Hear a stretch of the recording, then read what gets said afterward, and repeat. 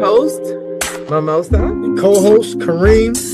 Welcome to Sometimes We're Boujee and Sometimes We Hood, to healing, navigating grief. It's a podcast dedicated to exploring the complex emotions of loss, the road to healing, and the strength found in remembrance.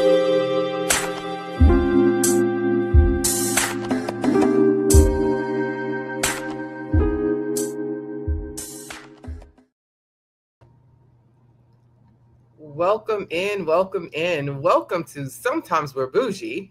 Sometimes we heard. Hey, how y'all doing? What's good? It's a podcast dedicated to exploring the complex emotions of loss, the road to healing, and the strength found in remembrance. I'm your host, Auntie Mimosa. Hey, this is Cousin Kareem. What's going on? And whether you're in the depths of grief, slowly learning to live with loss, or supporting someone on their journey, this space is for you. Grief is deeply personal. There's no timeline, no rule book, no right way or wrong way to navigate it. But through shared experiences, honest conversations, and moments of reflection, we find comfort, understanding, and hope. In today's episode, we talk about the silent, often invisible weight of loss and the strength that it carries. This is part 2. We're diving into a conversation that's raw, real, and rarely talked about in the open, and that is grief and addiction. Whether you've lost someone to addiction, are in recovery yourself while grieving, or love someone who struggles, this episode is for you. Grief alone is hard enough. Addiction alone is hard enough. And when the two coexist with together, it can feel unbearable. But you're not alone. So let's start with unpacking these layers. And remember to be gentle with yourself. So just to kind of like recap part 1 and what we talked about last Sunday, we talked about anticipatory grief and what that was. And that was the grief that occurs before loss occurs, actually happens, right? Yeah. It's the emotional pain and mourning experienced in advance of an unexpected loss. We talked about ambiguous grief, and that is the grief that happens, when loss that is unclear or lacks closure. So that occurs when a person is either physically present but psychologically absent, or psychologically present and physically absent, or even tragic loss because there's no end. You have no closure to that. And then we talked about different disenfranchised grief, which is grief that is not socially acknowledged or supported. And it happens when a person's loss is not seen as legitimate or worthy of mourning by society or others. So we talked about that. We talked about addiction as a chronic illness. We discussed why it's not a moral failure. So if you missed any of this, definitely please, go back, log on, and listen to last week's episode to pick up where we left off. So we're starting with stigma and the silence around addiction. That's what we're starting with, right? So, Cousin Kareem, let me ask you this question. Do you or have you known anyone that was addicted to anything, whether it was alcoholism, drugs, food, anything, like any type of substance abuse? Yeah, I know a few people who are addicted to drugs. You're glitchy. Am I again? Yeah. Oh my gosh. You just reset it too. All right. How about now? I'm still doing it? No, you sound much better now. There we go. Okay. Mm-hmm. Yeah, I know some people who are addicted to drugs because it mellowed them out.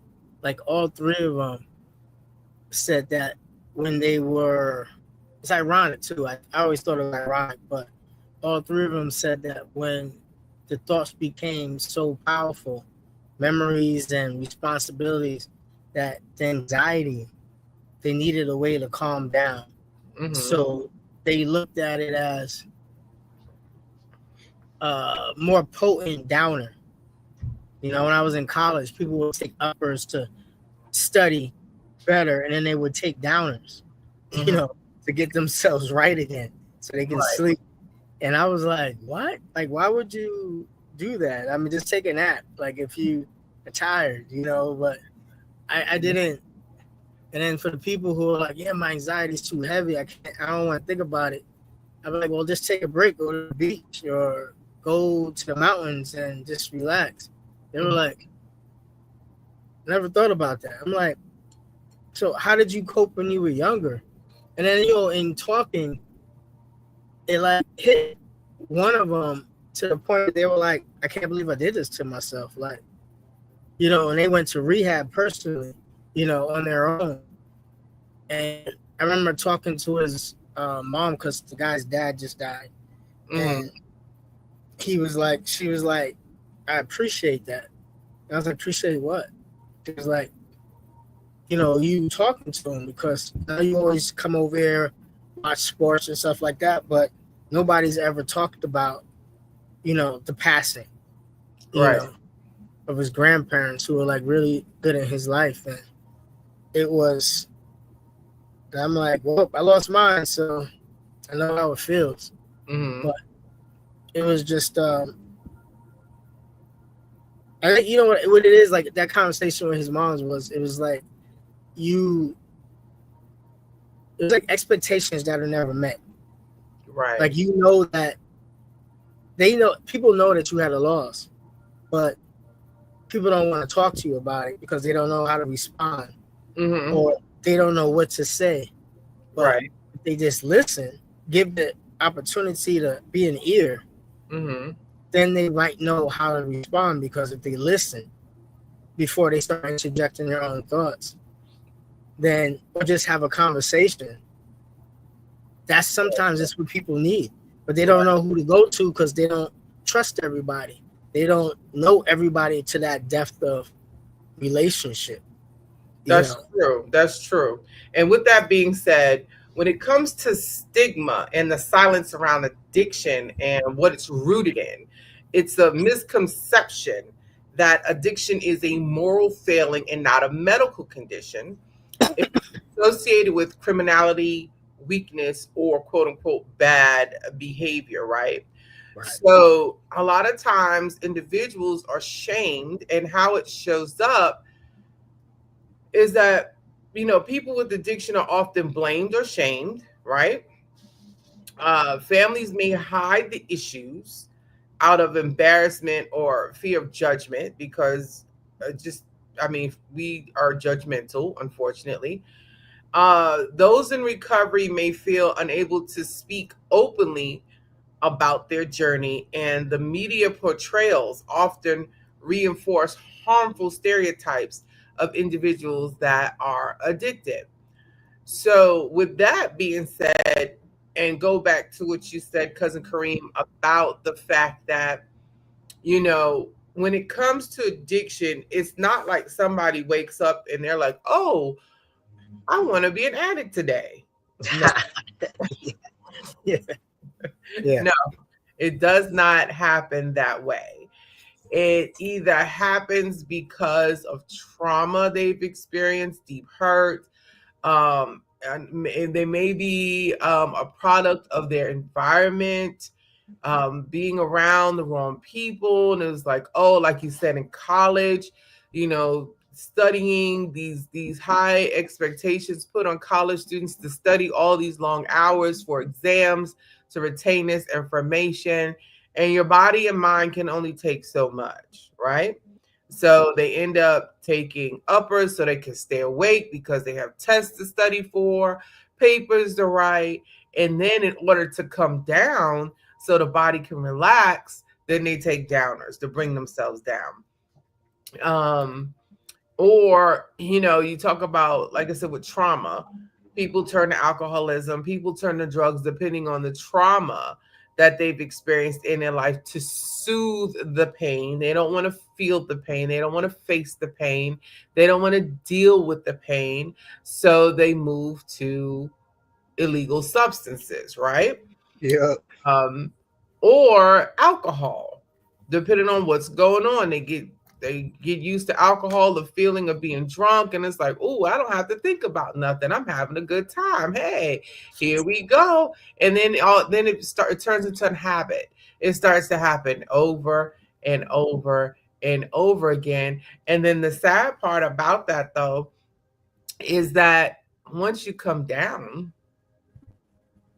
or once Problem it still wears there. off, the issue is still there. It is still there. So the consequences behind the stigma and silence around addiction is that there's a delay or avoidance of treatment, loss of employment, housing, or social support. So in that delay or avoidance of treatment, of course, there's all types of rehab programs out here. And a lot of times the first, like they say, what is it? What is the first step to healing? Admitting you have a problem, right? Mm. That's the first step to healing, admitting that there is an issue. A lot of times, individuals that that have addiction, they don't think they have a problem. They think they're handling it very well. And Yeah. so their world crashes down around them, then they realize they're not handling it well. Okay. So yes, they avoid going into rehabs. They avoid any type of treatment, whether it's going to AA, and then some do it just to show face. Like, I'm going to go just to show face that I'm really healing, when they're not. Because that road to recovery is not an easy one. Though the 12-step program is not easy. It's not easy. Um, Consequences: loss of employment, housing, or social support. That is true, because it costs. And you can find yourself, oh, I'm only spend five. Well, I don't know how, I really don't know how much this stuff costs today, but like when it comes to alcohol, you're spending so much money. Every day you get off of work, you have to have a drink. you know, or I don't know how much illegal substances cost. I can't even tell you, but next thing you know, you spending your whole paycheck and you can't pay your rent or your That has bill. a lot to do with TV too. I realized that, like when we grew up, growing up, I should say. Hmm. um, some people ain't grown still, but No. they don't know how to adult. But you you see on TV, the first thing that, especially with wealthy people on TV, they come home, grab the big glass bottle, they sit their drinking glass down, and then they pour a drink. You know what I mean? Like a couple, I don't know, couple of seconds pour. And Hmm. then people know, bartenders, y'all know what I'm talking about. They just pour and they count it out, and that's their drink. But it's like, people who drink, they understand what I'm talking about. But then you see that, and you just like smoking. Smoking is more of a what is the word I'm looking for? It's more of a thing that you see on TV. That's a social thing. It's not Hmm. something that you're doing because it's a need for your body. It's like you Hmm. saw your parents smoke, somebody you respected or admired smoke, and Hmm. then it was reinforced by people on TV, that those actors in the roles that they were playing, you admired them for some reason. And then so you're like, well, if they doing it, might as well. And then it's the same thing with drinking. You Hmm. know, I never understood, for me personally, so I lost somebody to drug overdose. And I seen people always go down with drug overdose. Hmm. It's like, well, two people now.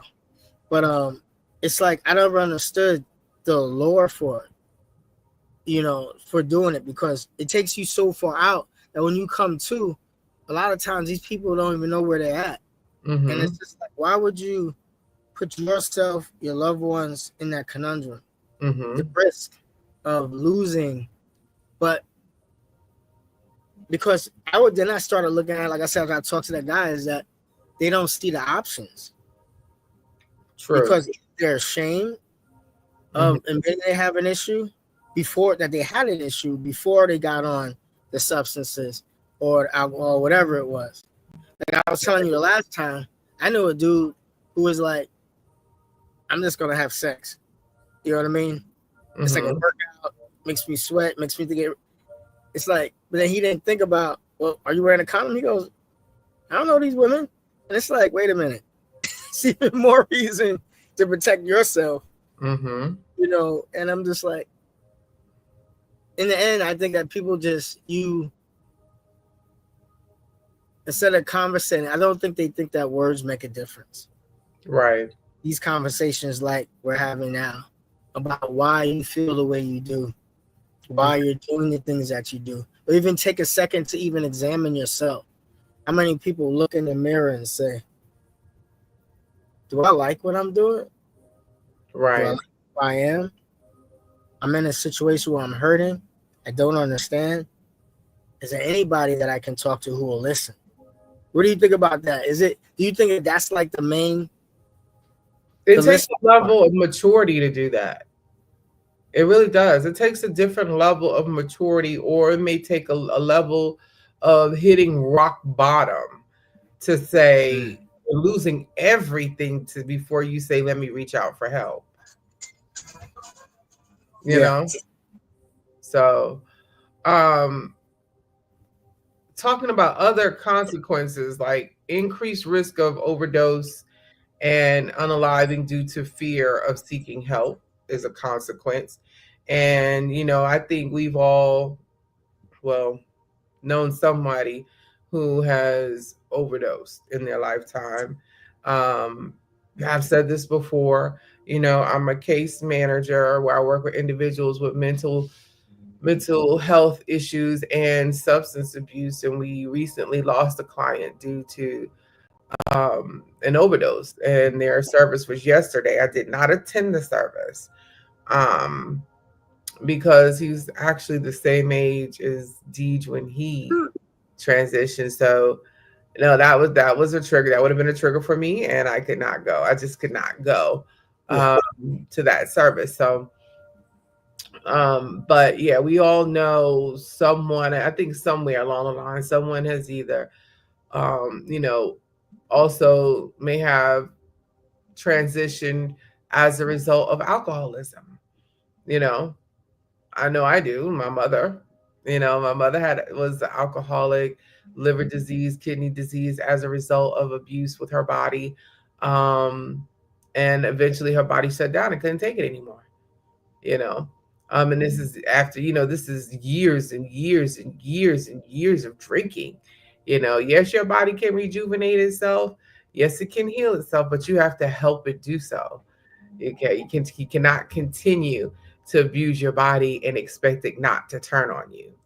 Um, Marginalization and criminalization instead of care.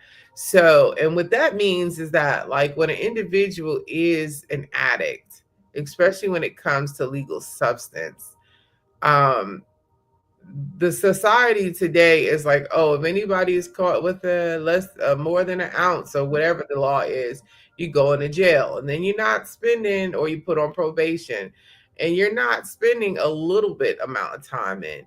You're spending years, years in for little of nothing, Yeah. um, which is a way.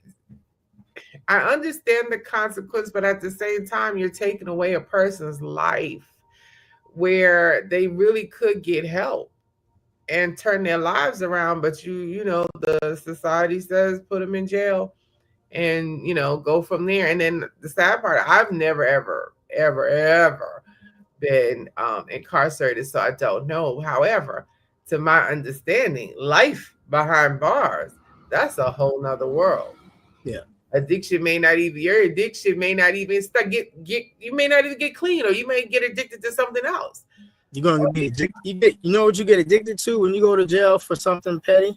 Mm, You get addicted to that life, to that new world. Like you have military world, you got civilian world, there's a jail world. You know what I mean? There's a criminal world. There's a mm, difference. There's a different way of acting and holding yourself accountable and there's certain systems. I say it like that. There's systems, and that system leads to a mentality that some people call mentalities, and it's real. Like when you get stuck someplace that you're not supposed to be because Mhm. somebody isn't being empathetic towards you in your situation. They're not trying to understand why you did it. A lot of people think, oh, it's just recreational. They should just go to jail and they'll come out on top. And it's like that's not some people mentality aren't built to stay in a 10 by 10.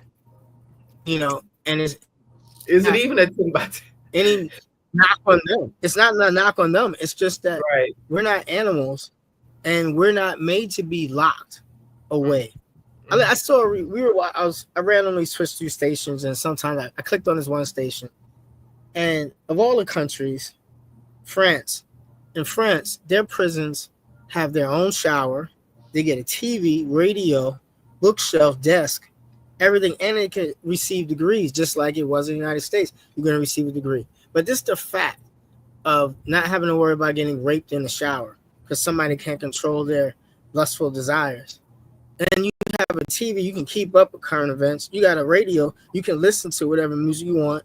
You know, it gives you a sense that even though this 10 by 10 is small, it's mine. It Mm-hmm. gives you a sense of possession that, anyway, I found that odd that rehabilitation around the world, as they call it, the system calls it, rehabilitation. You ain't Mm-hmm. rehabilitating nothing. You make it more of something, either worse.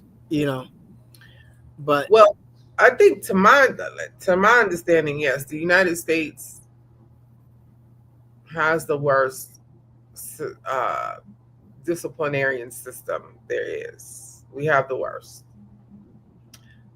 because it's overcrowding. One, like you said, this community showering, food is whatever, subpar subpar. Their health and nutrition is not even um, considered. considered. Health is minimal.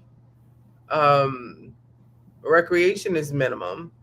And like you said, unfortunately, here in the United States, criminals are treated like animals, in which they are not animals. They're just individuals that they made wrong decisions. And there used to be at one point, like you said, the rehabilitation programs. They may have had a rehabilitation program, but now, like you said, there was times where they could go in and get their degrees. A lot of that has stopped. They could educate themselves. And I think what has taken place is that because so many have went in and educated themselves, like a lot of individuals that went in for nothing, they got into the law books and learned the laws and look back at their cases and realized that their cases were wrong, that they were charged unfairly, and were able to turn it around and get themselves out. So, and I think, like I said, the criminal system or the institutional system of incarceration is a business. So, you know, they don't want to stop that business, so they have to keep do what they do. But let's go ahead and move forward because that's a whole nother conversation. So, shared themes of stigma and silence. So, hidden pain. The grief behind that is I can't talk about this loss, and when it comes to the addiction, it's like I can't talk about my struggle, right? Judgment. When it comes to grief, why are you still grieving? That's the judgment that people put on others that are still grieving. And then the addiction is, well, why don't you just stop, right? That's like what's said. Why don't you just stop? Why don't you just stop? Well, if it was that easy, could they not just stop, right? Hey, Lack let of me. Oh, go ahead. then it's the lack of support when it comes to grief, right? The few spaces for complex grief. There are few spaces for complex grief. And like I said, before I started this podcast on grief or making grief the central topic for the simple purpose of one, healing myself, two, that I have what's called compounded grief, which is grief on top of grief on top of grief on top of grief on top of grief, because I've had to stop grieving one person to grieve another to grieve another. So I never actually went through the entire grieving process before I had to start all over again. You were Um, playing Grief Uno. right, exactly. And every time I got to Uno, I got to draw 12. You know what I'm Yeah, saying? yeah. Draw four on top of draw four on top of draw two. Okay, and then it would have reversed, and then a drawer two, and it's, you know what I'm saying? It's ridiculous, ridiculousness. But anyway, that's just life, right?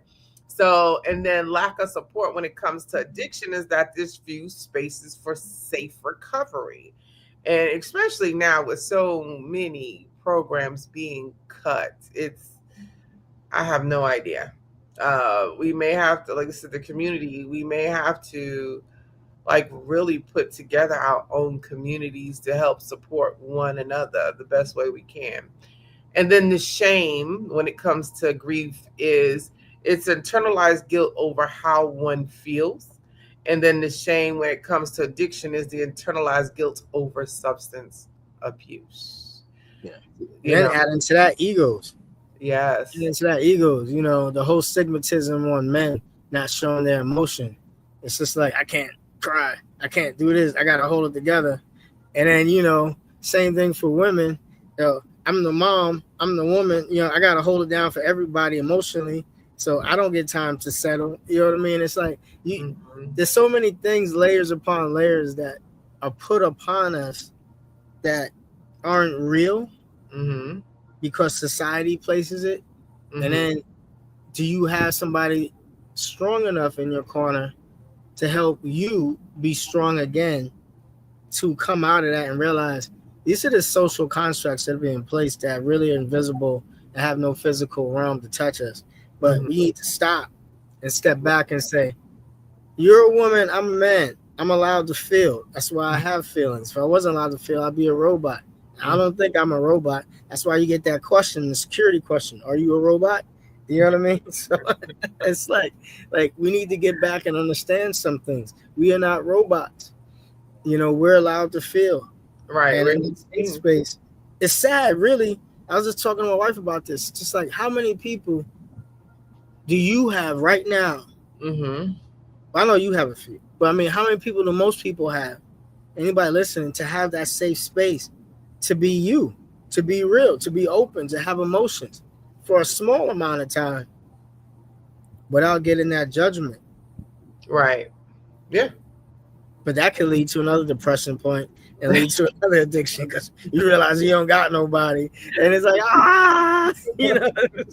And I'm just saying that because in your relationships, you should have somebody. You should have a family member or a friend, hopefully, that you can lean on. I'm Right. not gonna sing, so I can't sing, but yes, I am. Lean on me. You know, like, you gotta have somebody you can lean on. But Right. people don't seek that out. They seek the riches. They seek lust more than love, but they don't seek that person that they can lean on in times of need.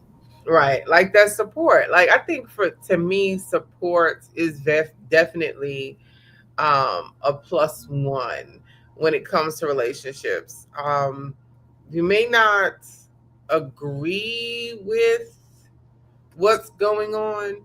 However, support, show your support in some form or fashion.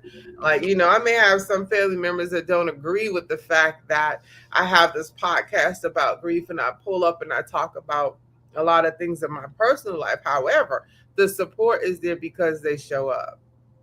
They show up and they watch the podcast you know my circle of friends, my circle, they show up and support the podcast.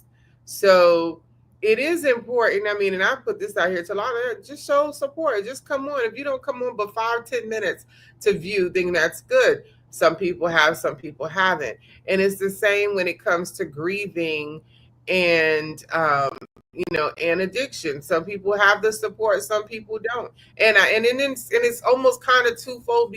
Twofold. When I say twofold, meaning you may get tired of attempting to support that person, that family member, or that individual, that loved one, and what they're going through, and you're constantly pushing and pushing and pushing and pushing, please go get some help, please go get some help, please go get some help, and they don't do it, and eventually you get fed up, you get tired, you do get tired, okay? And it's only so much pushing you can do if the individual doesn't want it. Henceforth, my profession, case managers, henceforth, therapists, henceforth, psychiatrists, right? Henceforth, that's what we do. We're the patient ones. We're the ones, and sometimes my patience is not so patient dealing with my clients, but we're the ones that are supporting these individuals and have to give them the understanding. It may take them 3, 4, 5, 10, 12 years before they decide, okay, I'm gonna do this. I'm really gonna do this. And or it might take somebody new to come into their life. Because what do they say? It's like kids, right? Kids will not listen to their parents, right? But they'll listen to a complete stranger, right? So you may have been working with somebody for a long time, and it take a new staff member to come in and give them that push, and they decide to go ahead and do it, right? That's what it takes sometimes. So why breaking the silence matters when it comes to addiction and grief and addiction, right? It promotes healing by validating people's experiences, right? So, talking about it, consistently talking about it, it encourages and helps seeking for both grief and addiction, right? It builds community and challenges harmful stereotypes. It humanizes the struggles behind the silence and reduces the stigma and changes the cultural narrative. And I think that's the big one right there. Reduces stigma and changes the cultural narrative. And this is why breaking the silence matters behind discussing grief and addiction. And believe me, this is not going to be the first time, nor the last time we visit this topic either. So, and so the bottom line is that, like, silence around grief and addiction doesn't protect people, it isolates them, right? Reducing the stigma means recognizing that both are deeply human experiences that deserve empathy, understanding, and support, not shame, right? So, with that, you know, grief is not just about end of life or transition, it's always about loss. The loss Yeah. of connection, the loss of control, the loss of normalcy. And addiction brings all of those, and sometimes it ends in loss of life, right? What complicates this grief is how society treats addiction. If we lose someone to cancer, the world shows up, right? If we lose someone to an overdose, people whisper. The silence creates a secondary wound, one that hurts just as much. So we're going to move on. Like I said, talking about parenting and how parents may feel. And I wish Big Sis Pastor George was on to talk about this. She's not coming on until 7. We're going to do a TikTok live and go over the same information. But in talking to her in her life about her life, she was an addict at one point in time. She was in these streets during the 60s, 70s, 80s, early 90s. You know what I'm saying? And then turned her life around along with some of her family members. Um, you know, I hear, I don't, when it comes to like family members that I can think of, like alcoholism was the biggest thing. I think, the smoking of marijuana was the biggest thing. Um, what else? I Uh, don't consider marijuana a drug, but I know a lot of people don't. Um, but when it comes to parents losing their children, that when the children is an addict, like they don't have that much support because the family knows, oh, this individual, this parent was going through all these issues with this child, and now the parent has some kind of relief, right? And it's sad because it's twofold. It's a mourning of the loss of a child or sibling, and then it's a relief because you no longer have to deal with that anymore, you know. yeah, So it's like, what do you like, how do you, I kind of feel bad that I missed the service yesterday for my client's mother, but again, it would have been highly, I would have been highly triggered, so I would not have been any good for her to support her. um exactly. Mental health for you is right, first. right. And I just pray that a lot of people did show up for her yesterday. I really do. I hope a lot of people showed up for her yesterday. um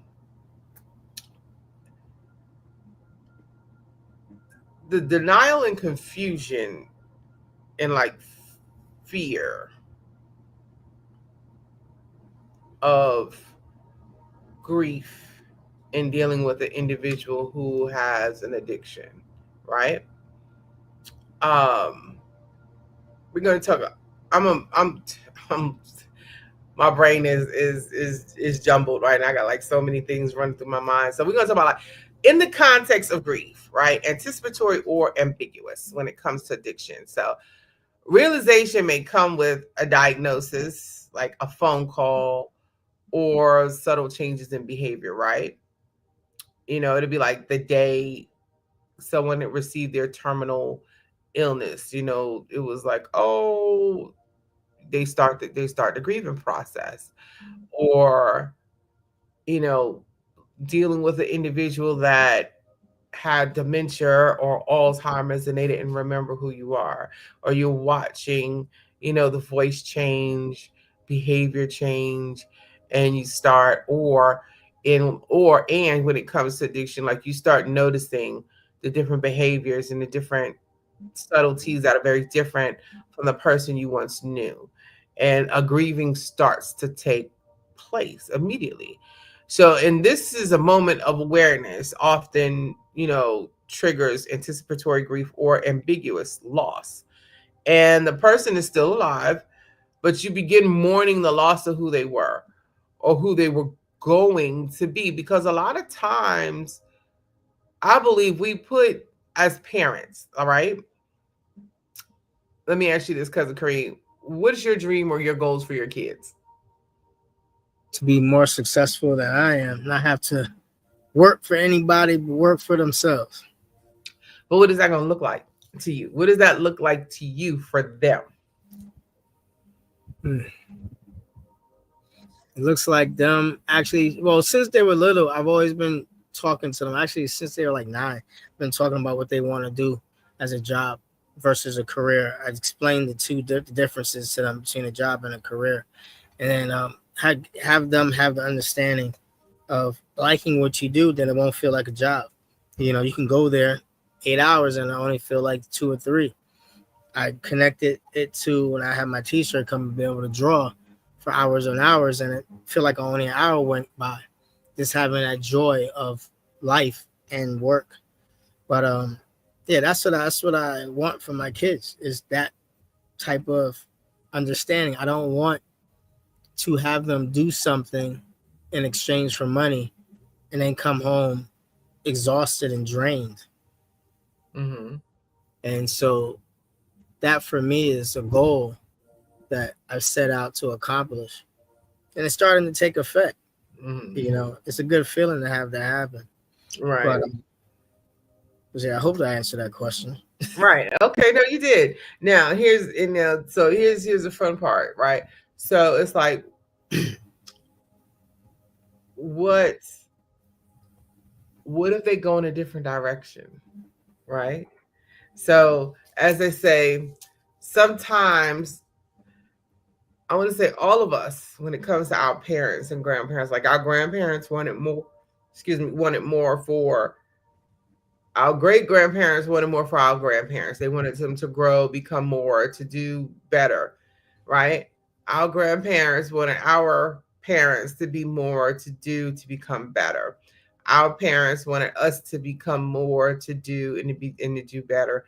And the same thing for our children. We wanted them to become more, to do better, to be much better than we were. So eventually, when we look at that pattern, it's like eventually our kids should be millionaires, like the millennials. Yeah. Think about it, right? Oh. I think it's the focusing part. Like I told, like I realized late in life, I went to private school until sixth grade, and um, there was a test that I went. It's like a mixed school, and they gave me this test, Mm-hmm. and it was about gifts. Like, what are you prone to be good at, like what education wise? And I was good in math and sciences and literature, actually writing. Um, but as life has gone on, I've Mm-hmm. noticed my draw and my attention go towards certain areas. Art was another thing. So I hit like all four, or what was it? I think it was like five quadrants. I hit Mm-hmm. 4 out of 5 quadrants. But what I do with my kids is, unlike what I didn't have the direction that I give my kids, is I talk to them now about fields of employment, Mm-hmm. careers, not jobs, but careers that they can accomplish using their gifts and talents. Mm-hmm. So again, I don't try to focus on the job. I try to focus on the gifts and talent. And then I focus on their likes and desires. Mm-hmm. You know, like my oldest, she's going to school to be a mechanical engineer like I was. And Mm-hmm. then but she likes to bake. So ironically, during Juneteenth, we ran into this guy who had his own food truck, who Mm-hmm. was an engineer, but also had his truck where he cooked chicken, spicy chicken stuff. Mm-hmm. So we were talking to him about how does he balance it. He goes, "It's really simple. This is like my hobby, and my career Mm-hmm. funds my hobby, and Right. I turn it into a business that brings me even more money. But I love my hobby. That's just my hobby. It relaxes me. Mm-hmm. So I do this on the side of the career that also I love and Mm-hmm. brings me happiness. But this is like my relief from that career. It was Gotcha. like a two for one, you Right. know. Right. It was just, it was like to say that, have him say that was reinforcement of what I had been saying. So this is what I want you to find in Mm-hmm. life. Right. So I guide it, and it's like as you get closer and closer to adulthood, the funnel of guidance is narrowed and narrowed down. And then it's like, well, here's your baton, you know, Mm-hmm. you got to make the final decision on where I think it's so close together that Right. now you're laser focused on what you want to do. And then Right. I'll be here to help you, if you have any questions. Mm-hmm. That's the way I would like to, how I perceive that is going right now, Right. because there's no anxiety with Mm-hmm. a child who has anxiety about something. There's no anxiety about her wanting to do what she wants to do. Now, my other child, Mm-hmm. she's headstrong.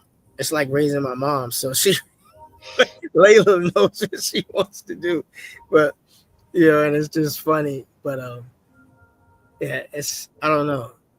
I find it enjoyable watching them, and she's only 10, and she Mm-hmm. thinks she knows what she wants to do right now. That's Right. how I say it. But maybe Okay. she does. Maybe Right. she Right. You does. just gotta hone that. Okay. So, and I asked you that question because a lot of times what takes place is that as parents, even though we want what's best for our children and like our parents wanted what's best for us, there is a moment of like where we have a tendency to live vicariously through our parents, or our parents have lived vicariously through us. I would say we live vicariously through our children, and then our parents live vicariously through us because we have a different set of opportunities, and our children have a different set of opportunities. What I want us to think about, like I said again, the moment of awareness that's often triggered by anticipatory grief or ambiguous loss while an individual is still living, and like why that moment matters is that there's a realization of the emotional starting point, like for grief, for caregiving, for seeking help. It marks like a turning point. So, and that turning point is from normalcy to uncertainty, from hope to fear, and from control to chaos, right? It can feel lonely, surreal, deeply disorienting, yet it's also a moment of truth, and that's one that asks like the why now, why is this happening now, what's going on, why do I have to deal with this now, right? And the grief before the loss, which is the anticipatory grief, right? And again, just to remind people of that, what it is like it is the grief or the pain and mourning that begins before a loss occurs, right? It's the quiet, heavy ache of knowing someone you love is slipping away physically, Mm, mentally, or emotionally while they are still right in front of you, right? that's a hard one. It is. It is.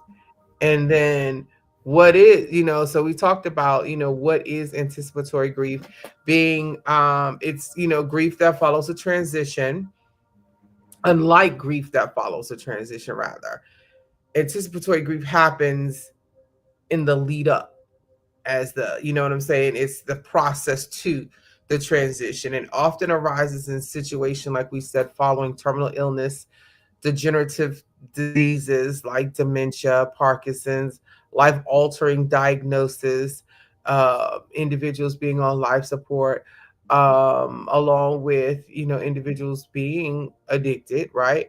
And chronic addictions or mental illness. That's when a person is physically present, but emotionally or behaviorally fading. And it is grief for the loss of the future that you imagine for that person, the gradual disappearance of the person that you once knew, and the helplessness of being unable to stop what is coming. Mm, Now, we're going to go back and revisit a topic about grief of love loss, or not having love. But just think about what I just read and how that relates to relationships, right? The loss of a future you imagined, the gradual disappearance of the person you knew, and the helplessness of being unable to stop what is coming, right? So, what does that feel like? When it comes to anticipatory grief, it's complex and it's layered, right? It brings sadness and longing, it brings anxiety about the moment of transition or the final loss, guilt for grieving someone who is still alive, anger mm, at the unfairness of the situation, and isolation because others may not understand or validate it, right? So you will never hear someone, maybe, I'm not going to say never, you may not hear someone say, I was grieving them before they were gone. Um, or, and it felt like a goodbye. You very rarely hear that. I say that I've experienced that twice. I experienced it with my mother and I experienced it with my grandmother. You know, And think about as we, you and I, cousin Kareem, as we continue the aging process, think about our children possibly going through that, right? Because as we continue to age, especially if we don't take care of ourselves, our bodies and minds decline. So we're not the individual or the parent that they used to know, right? Yeah. Same thing with addiction and how it shows up, mourning in secret because, they feel they shouldn't be grieving yet. All right. Watching a loved one change or fade and feelings of powerlessness, trying to hold on to moments while already preparing for the end, and feeling emotionally exhausted from living in limbo. Right? So that's a lot of, hey, you remember when? Those type of conversations that you try to bring up. Remember that time we used to, right? Um, and then again, here we go, why it matters, right? So recognizing anticipatory grief is crucial. It is very crucial to recognize and know what it is when you see it because it's real and it's valid. Grieving doesn't wait for an end of life certificate to say you can go ahead, you can grieve now. It doesn't wait for that, right? It acknowledges or acknowledging it allows for emotional preparation and support. And granted, there may be a lot of support groups out here. There's a support group just about for anything, so I'm sure you can find one. Um, it helps families make the most of time they have left, and it can reduce guilt and regret later on, right? And the anticipatory grief, it is love in the face of loss. It really is, right? It's the mourning that begins not at the end, but in the long, slow goodbye. It's the pain after the loss and how the stigma made the grief more isolated, right? When it comes to dealing with addiction. Um, Grieving while struggling with addiction. Like, again, you have grief and then you have addiction, and the two together is terrifying. So, talking with someone in recovery who's lost a loved one, or, that's one of the best things to do, right? Um, and of course, we know, like, when it comes to addiction, the use of substances to cope with grief increases, right? Shame and relapse after a loss increases. And then the healing process and recovery takes longer. Mm. And I can't, like some of my clients, I have a few of my clients who, they talk about, oh, I lost a parent, I lost my mom. And I'll go, well, when? 5 years ago. And I'm just like, wait a minute. And they're really, really sad about the situation. And it's been, it's 5 years past. And then I kind of look like, okay, 5 years. And then I have to take a step back and go, okay, we got to think about this. You know, they haven't dealt with it properly. If it's still affecting them 5, 6, 7, 8, 9, 10 years later, you know, they haven't dealt with it properly. Their coping skills, utilizing their coping skills is just not working. Yeah.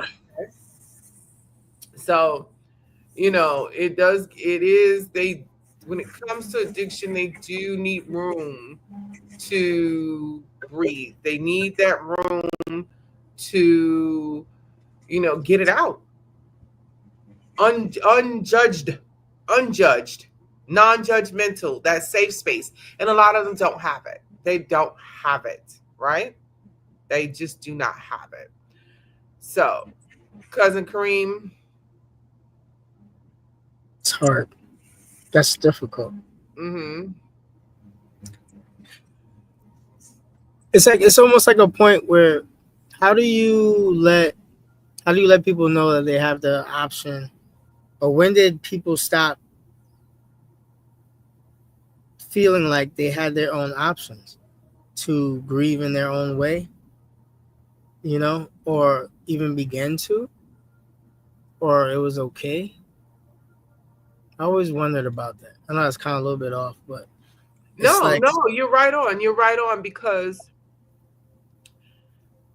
I believe with the fast pacedness of society, the mm, instant I want it now, I have to have it the now, microwave era. the microwave era, the light, you know what I'm saying?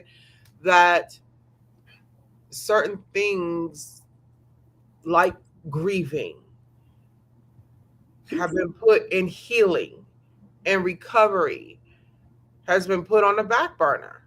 Mm, It's not as important because everyone is busy trying to get this life that they want, you know, that the yeah. focus is not on the steps or the self-care, the focus is not on grieving, the focus is not on recovery, it is not on self-care.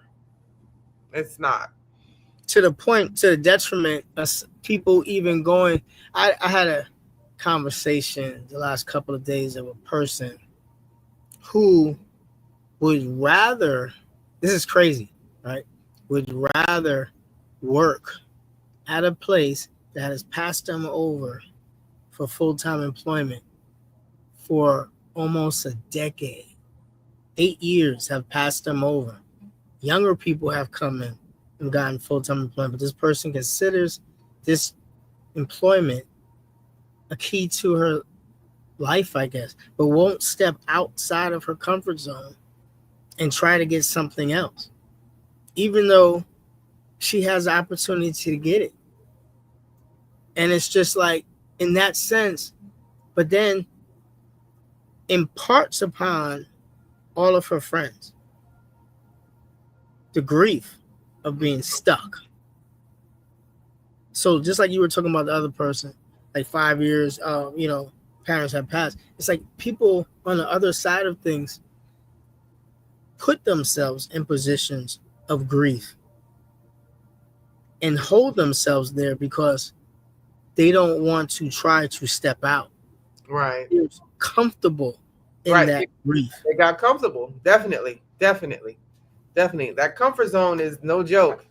That's a dangerous spot to be in. It really is. It It is. really is. And it's like, I guess because me and you, we talk about this. It's just like, nope, not gonna let it happen. Nope, nope. We like, nope, we ain't gonna let it happen because like you better get out of that. You know what I mean? Like we accountability. Remember, we accountability partners on Yes. certain things because we can see from the outside how we're getting stuck. You know what I Hmm. mean? Because we had the conversation to say, this is what I'm trying to get to, Right. and this is my goal. I'm Hmm. letting you know so you can hold me accountable. Right. And in years, that's what we've done. But again, the same thing like I said before. It's like, do you have that somebody who you give that ear to? Do you have an accountability partner? There's so many things that people who And want then to do be they wealthy. want the accountability? Do you want Exactly. to be held accountable? So, but with that, we're going to Yeah, I close. know. All right. Yeah. So, if you're struggling, please reach out. Resources are available and you are not alone. You have the national helpline, the 1-800-662 HELP. You have grief recovery methods that in recovery groups that's out here. The Compassionate Friends, they are a grief support group. You have Al Anon and Ar-Anon for addiction, and local grief and addiction recovery groups. And you can also reach out to myself and cousin Kareem via email. And it is very long, and that is sometimes we're bougie, sometimes we're hood at gmail.com. So, thank you for joining us today on this journey through grief, healing, and remembrance. Grief is not something we simply get over. It's something we learn to carry, something that shapes us, and something that teaches us about love and resilience. As you move through your own process, remember to be patient with yourself. There's no timeline, no right or wrong way to grieve. Honor your feelings, embrace the memories, and allow yourself safe space to heal in your own time. If today's episode resonated with you, we'd love to hear your thoughts. Feel free to reach out, share your story, or let us know how grief has shaped your journey. And if someone you know might need this conversation, please share this episode with them. You can reach out to us on Instagram or IG at Queen of Life Empowerment or SBSH Grief Podcast. Facebook at Sometimes We're Boujee, Sometimes We Hood. TikTok at Sometimes We're Boujee, Sometimes We're Hood. Until next time, be kind to yourself, hold space for your emotions, and remember, you are never alone in this journey. Take gentle care of yourself. You are carrying the most beautiful love there is. You do not have to walk this road in silence. Your love and your light still matters. Again, be kind and be gentle to yourselves. Until next time. Enjoy. It's a podcast dedicated to exploring the complex emotions of loss, the road to healing, and the strength found in remembering.